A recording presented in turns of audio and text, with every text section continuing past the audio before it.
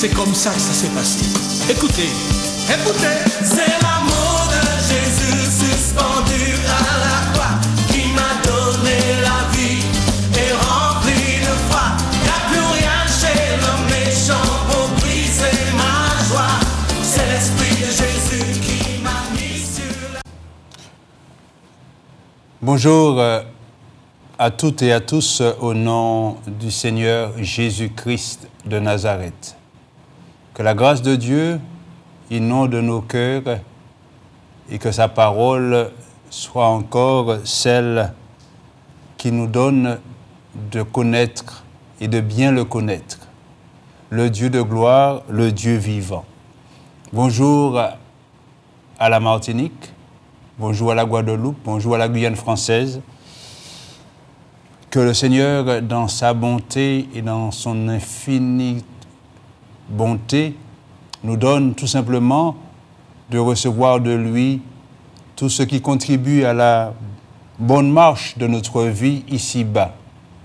Je vais donc prier le Dieu Tout-Puissant qu'il m'accorde en ce jour de pouvoir parler de lui avec amour, avec vérité, au nom de Jésus. Je bénis ton nom, je glorifie ton saint nom et ton grand nom, Dieu de gloire, au nom de Jésus-Christ. Père, merci pour la grâce que tu me fais d'annoncer ta parole. Que cette parole puissante et merveilleuse puisse tomber dans la bonne terre, dans des cœurs humbles, afin que chacun puisse la recevoir et laisser cette parole faire son œuvre en chacun, afin que cette parole porte le fruit que tu attends. Je te remercie et je te bénis, Père, au nom de Jésus-Christ. Que ton Esprit Saint m'assiste, car je sais que sans toi, je ne peux rien faire. Mais c'est en toi que se trouve ma force, au nom de Jésus. Sois béni, au nom de Jésus-Christ. Amen. Je fais lecture dans le psaume 1er. Le psaume 1er qui dit ceci: Heureux l'homme qui ne marche pas selon le conseil des méchants, qui ne s'arrête pas sur la voie des pécheurs et qui ne s'assied pas en compagnie des moqueurs, mais qui trouve son plaisir dans la loi de l'Éternel et qui la médite jour et nuit. Il est comme un arbre planté près d'un courant d'eau qui donne son fruit en sa saison et dont le feuillage ne se flétrit point. Il n'en est pas ainsi des méchants. Ils sont comme la paille que le vent dissipe. C'est pourquoi les méchants ne résistent pas au jour du jugement, ni les pécheurs dans l'assemblée des justes. Car l'Éternel connaît la voie des justes, et la voie des pécheurs mène à la ruine. Amen. Voilà le premier psaume des 150 psaumes qui composent le livre des psaumes. Le premier psaume qui nous parle de deux hommes. Deux hommes dont le Seigneur, notre Dieu, fait la différence. D'ailleurs, toute la Bible parle de deux hommes. Il parle du méchant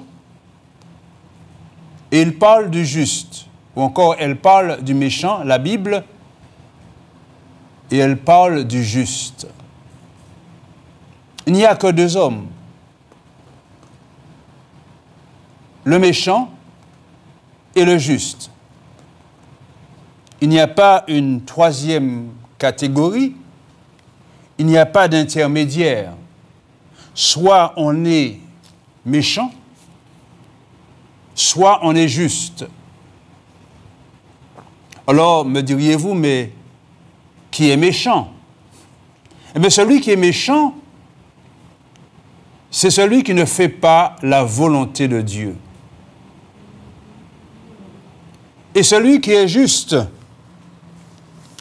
c'est celui qui plaît à Dieu, c'est celui qui vit une vie de justice, ce qui veut dire qu'il fait ce qui est juste, ce qui est droit. Alors, la question est de savoir à quelle catégorie vous appartenez. Mais on peut se tromper. On peut penser qu'on est juste alors qu'on est méchant. Mais il faut savoir une chose. Le Seigneur, au travers de sa parole, parle des deux. Et lorsqu'on lit la parole de Dieu, on sait qui est le méchant et qui est le juste.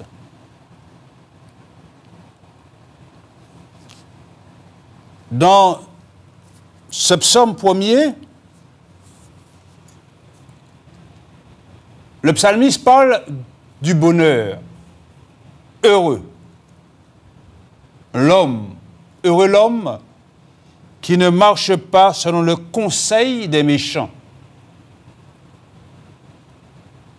qui ne s'arrête pas sur la voie des pécheurs et qui ne s'assied pas en compagnie des moqueurs. Il y a un dicton qui dit « Dis-moi qui tu fréquentes, et je te dirai qui tu es. » Celui qui marche selon le conseil des méchants, qui s'arrête sur la voie des pécheurs,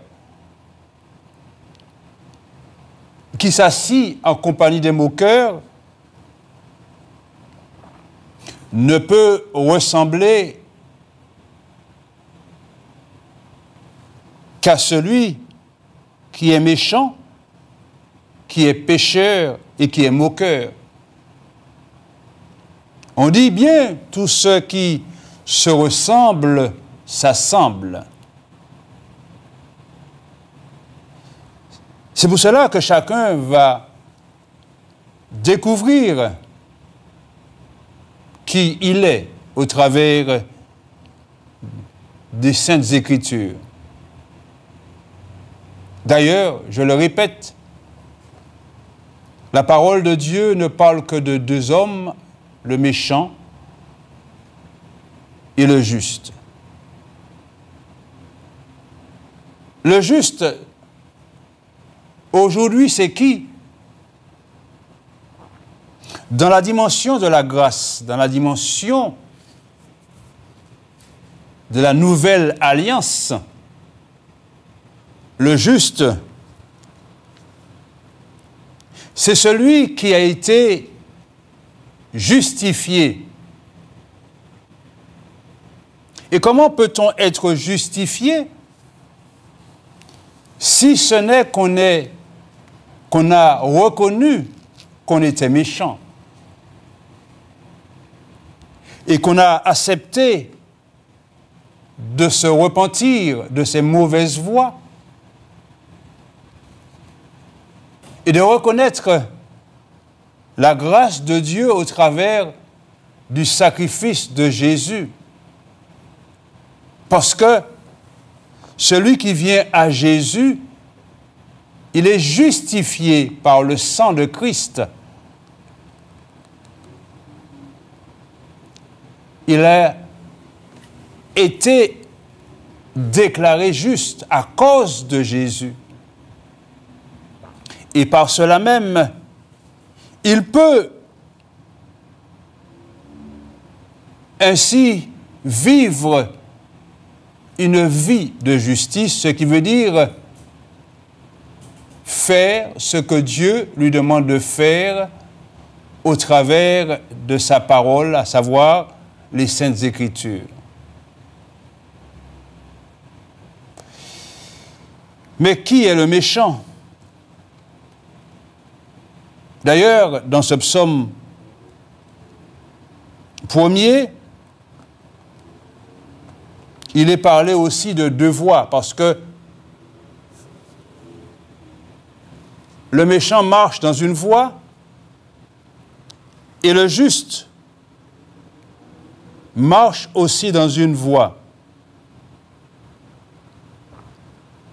Donc il y a deux hommes, il y a deux voies, mais il y a aussi deux finalités. Souvent, on entend quand quelqu'un meurt, on entend « c'était un bon vivant, c'était un bon boug ». Mais quand on regarde de près et de plus près la vie de cette personne, on s'aperçoit, sans porter aucun jugement, que cette personne n'a pas vécu comme Dieu le demandait. Ce n'est pas à nous de décider de savoir qui est bon, qui est méchant, qui est juste, qui est injuste. Mais Dieu, c'est lui qui a le dernier mot, parce que Dieu connaît la vie de chacun, la vie de tous. C'est pour cela que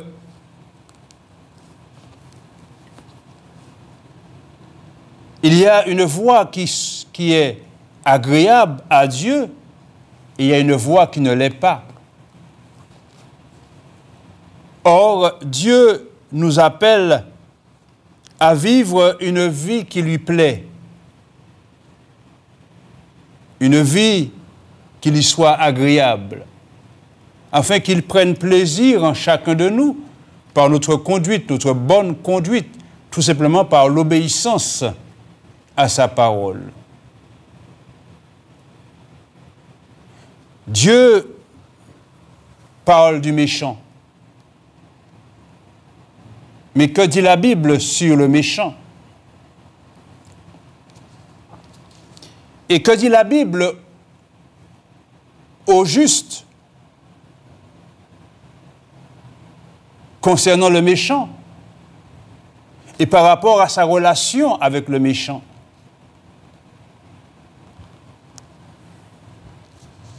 Comme je l'ai dit, je le répète, le méchant, c'est celui qui refuse de faire la volonté de Dieu.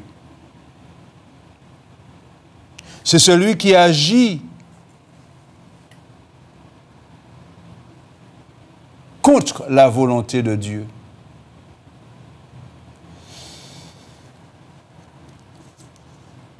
On peut être dans sa religion, comme on dit. On peut faire des bonnes œuvres, aider le pauvre, par exemple. Mais si celui qui fait cela a 2 ou 3 concubines, alors qu'il est marié, il faut qu'il sache que devant Dieu, il est un méchant. Parce qu'il ne fait pas ce que Dieu lui demande de faire, être fidèle à son épouse. Un exemple parmi tant d'autres.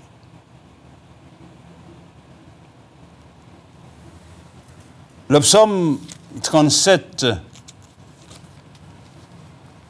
dit ceci de David, parce que nous voyons certainement des hommes agir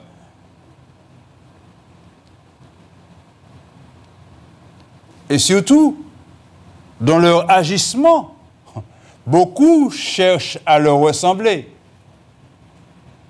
Mais David dit, lorsque nous voyons des choses aussi abominables, et là David parle aux justes, à ceux qui sont justes, c'est-à-dire ceux qui cherchent à faire ce que Dieu demande.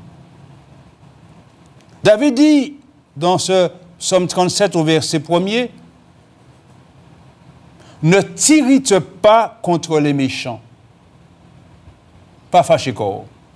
« N'envie pas ceux qui font le mal. » Pour quelle raison? Car ils sont fauchés aussi vite que l'herbe. Et ils se flétrissent comme le gazon vert.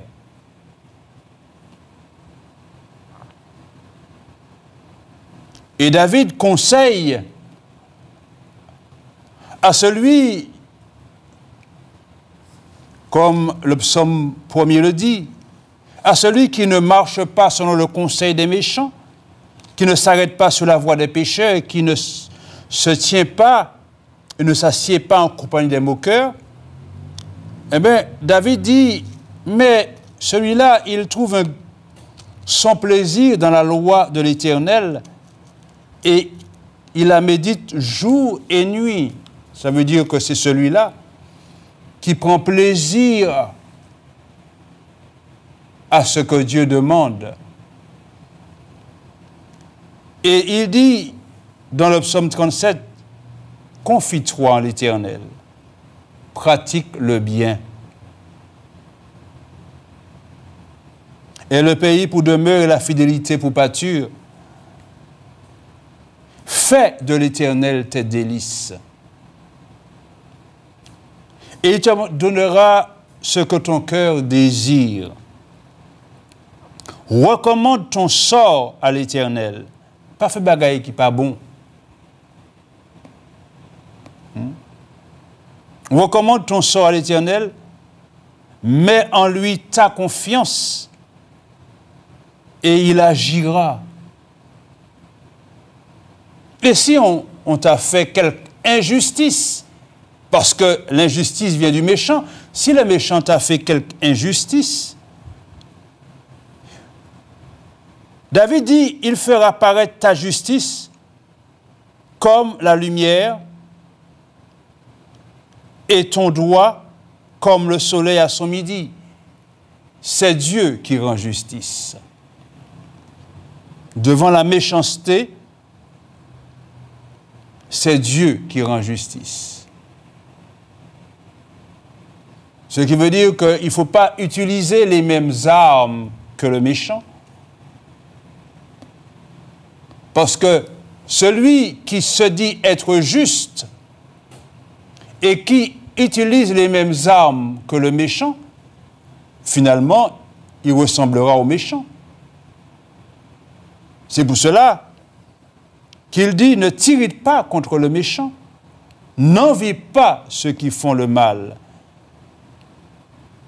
Et ils se flétrissent comme le gazon vert, ils seront fauchés aussi vite que l'herbe. En un instant.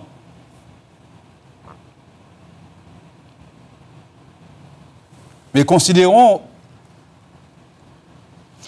ce que dit la Bible sur le méchant.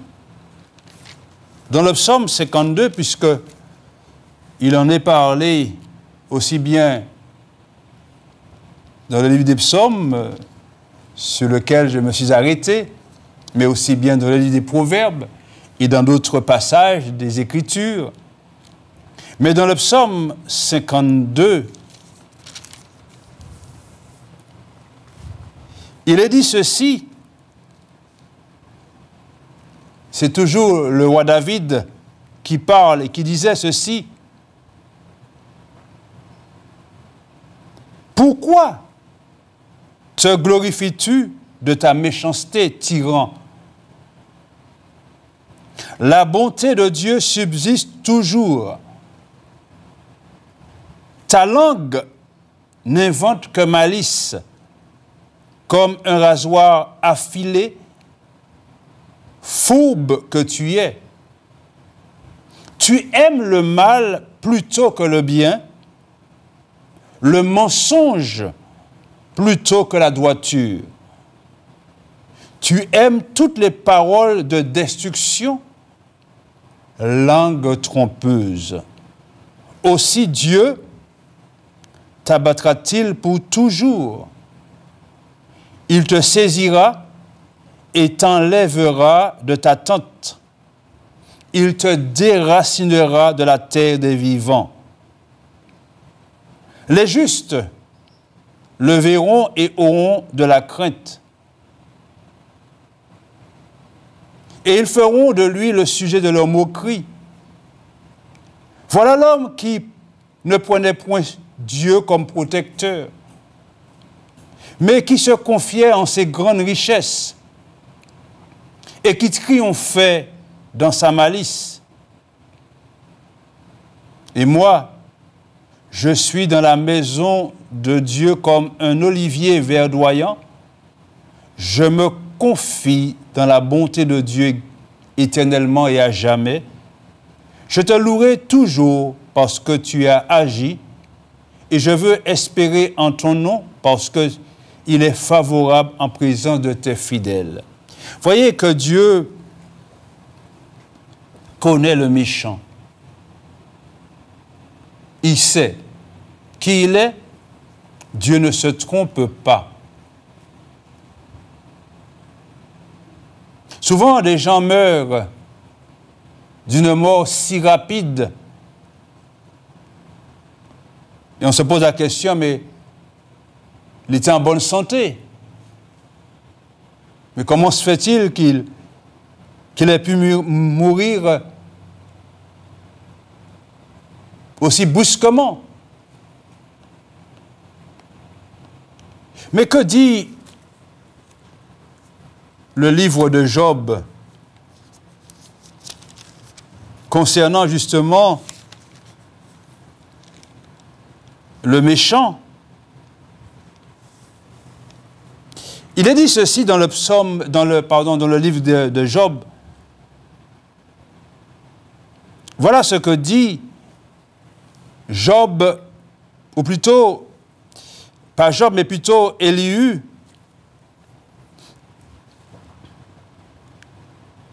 qui dit ceci dans le livre de Job, à partir du verset 17. Il dit « Un ennemi de la justice régnerait-il et condamneras-tu le juste, le puissant, qui proclame la méchanceté des rois et l'iniquité des princes, qui n'a point égard à l'apparence des grands et ne distingue pas le riche du pauvre, parce que tous sont l'ouvrage de ses mains. » Il parle de Dieu, bien entendu.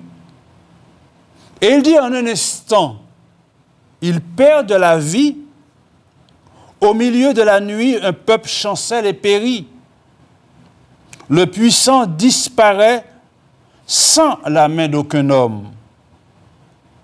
Il dit, car Dieu voit la conduite de tous. Il a les regards sur les pas de chacun. Il n'y a ni ténèbres, ni ombre de la mort, où puissent se cacher ceux qui commettent l'iniquité. Dieu n'a pas besoin d'observer longtemps pour qu'un homme entre en jugement avec lui. Il brise les grands sans information et il en met d'autres à leur place, car il connaît leurs œuvres. Il les renverse de nuit et ils sont écrasés. Il les frappe comme des impies à la face de tous les regards. Dieu connaît toutes choses. Dieu sait faire la différence entre le méchant et le juste. puisse nous aussi savoir qui nous sommes.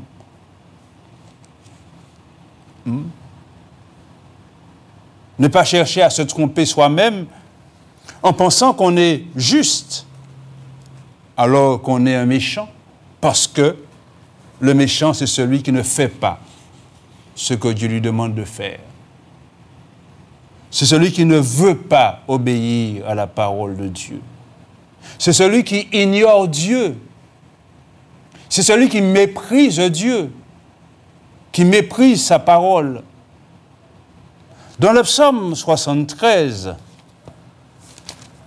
il est dit ceci, et c'est un psaume d'Asaph. Asaph, qui était un chantre, a observé les méchants. Un chantre de l'Éternel. Il a observé les méchants et il pensait que les méchants vivaient bien, qu'ils n'ont rien comme tracasserie, aucun tourment, ils ont de l'argent, ils font ce qu'ils veulent.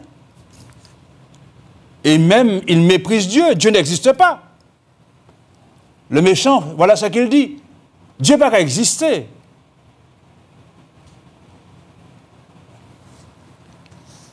Et même disent, voici mon Dieu. Mon Dieu, c'est mon argent. Et on aurait dit que rien ne les arrive. Et Asaph a observé, et lisons ce que Asaph disait. Il disait ceci, « Oui, Dieu est bon pour Israël, pour ceux qui ont le cœur pur. Toutefois, mon pied allait fléchir, mes pas étaient sur le point de glisser, car je portais envie aux insensés en voyant le bonheur des méchants. » La question de savoir est-ce qu'il y a un bonheur pour les méchants. Mais oui, parce que le bonheur qui est défini par le méchant, c'est ce qu'il a, ses richesses. Tant qu'on a de l'argent, on peut dire qu'on est heureux. C'est pour cela qu'il disait, Asaph, que ses pieds étaient sur le point de glisser en voyant le bonheur des méchants. Et dit, rien ne les tourmente jusqu'à leur mort. Et leur corps est chargé d'embonpoint. Ils n'ont aucune part aux souffrances humaines. Ils ne sont point frappés comme le reste des hommes. Aussi l'orgueil leur sert de collier, la violence est le vêtement qui les enveloppe. L'iniquité sort de leurs entrailles. Les pensées de leur cœur se font jour. Ils raillent et parlent méchamment d'opprimés. Parce que celui qui a de l'argent, il est puissant. Sa puissance, c'est son argent. Et quand on a de l'argent, ben, on peut faire beaucoup de choses.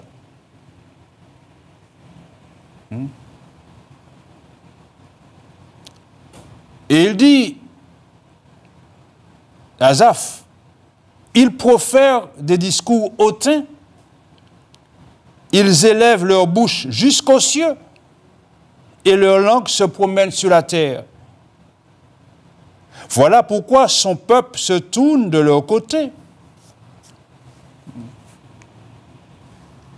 Ils avalent l'eau abondamment, et il dit, comment Dieu saurait-il? Comment le Très-Haut connaîtrait-il? Ainsi sont les méchants. Toujours heureux, ils accroissent leur richesse. C'est donc en vain que j'ai purifié mon cœur. Voilà ce que dit Asaph. Kadeo, yo ni l'argent, yo bien, yo.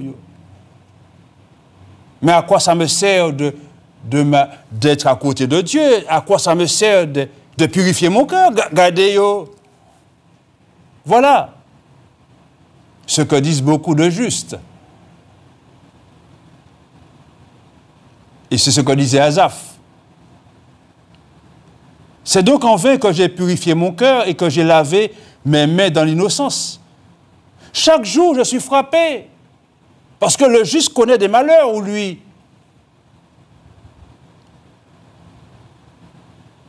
Et il dit, Asaph, tous les matins, mon châtiment est là. Si je disais, je veux parler comme eux, voici, je trahirai la race de tes enfants, les enfants de Dieu.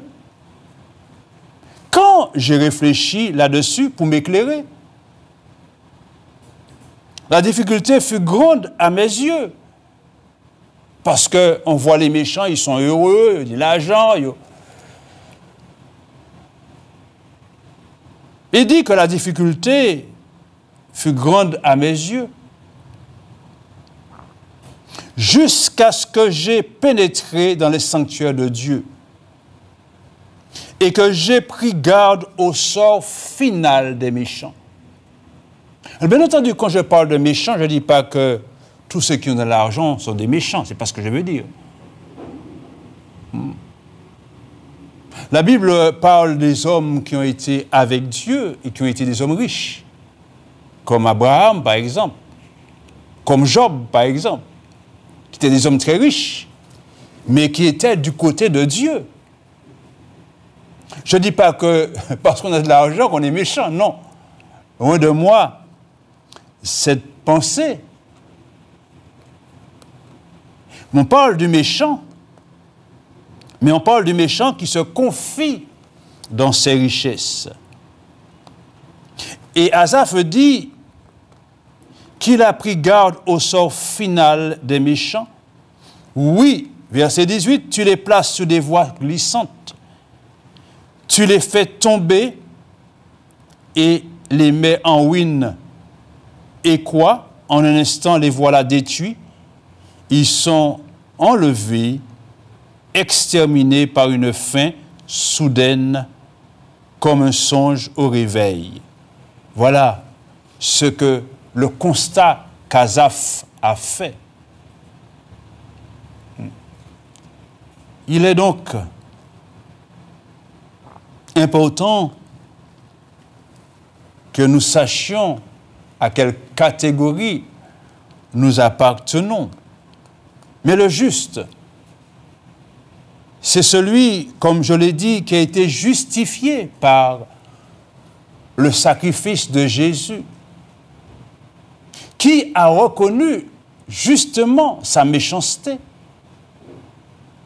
et qui est venu vers Jésus, qui a reconnu sa vie de dépravation, sa vie d'injustice, et qui s'est repenti de ses mauvaises voies, afin que Christ le justifie, ça veut dire que le déclare juste, non pas à cause de lui-même, mais à cause du sang versé, à cause du pardon qu'il a reçu,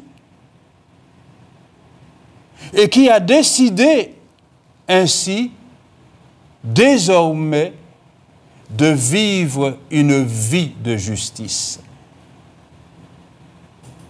une vie de sainteté, une vie de droiture, une vie à l'image de Jésus. C'est pour cela que l'apôtre Jean nous dit dans son épître, il nous dit ceci dans le chapitre 5 de son épître, ou plutôt le chapitre 3. L'apôtre Jean nous dit ceci, petits enfants, au verset 7, que personne ne vous séduise celui qui pratique la justice est juste. Pratiquer la justice, c'est faire ce qui est bien. Et il dit comme lui-même, le lui-même c'est Jésus, comme lui-même est juste. Comme Jésus. Parce que celui qui pratique la justice fait ce que Jésus lui demande de faire. À quelle catégorie appartenez-vous? À la méchanceté ou à la justice? C'est à chacun de répondre pour lui-même, sachant que la finalité du juste n'est pas la même pour le méchant et la finalité du méchant n'est pas la même pour le juste. Dieu sait faire la différence. Que son nom donc soit béni, mais il appelle tous les hommes à se repentir et à vivre une vie de justice en Jésus-Christ. Que son nom donc soit béni. Amen.